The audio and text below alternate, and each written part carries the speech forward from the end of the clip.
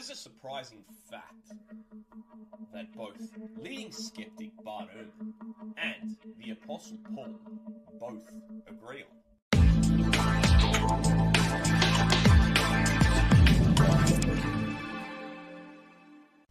Numerous sources point to Paul having direct contact with the apostles. This makes it highly improbable that he went off on his own, trying to create a new message the apostles did not receive from Jesus.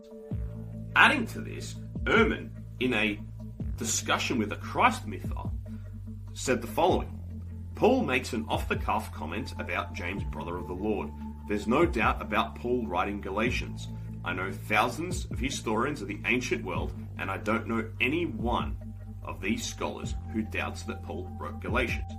There you have it. Both Bart Ehrman and the Apostle Paul agree that Paul knew Jesus' relatives. Ehrman here emphasizes the fact that Paul makes a so-called off-the-cuff comment, which Ehrman elsewhere also calls a seemingly disinterested comment about James, brother of the Lord, as a means of illustrating that Paul wasn't going out of his way to emphasize the fact he knows James, but was bringing it up in almost a somewhat casual sense in conversation. According to Ehrman, this makes it very likely that Paul actually knew James, brother of the Lord.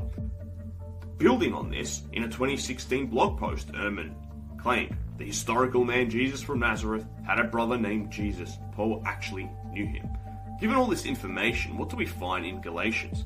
In Galatians 1, verses 18 to 19, Paul outlines the following. Then after 3 years I went up to Jerusalem to visit Cephas or Peter and remained with him 15 days.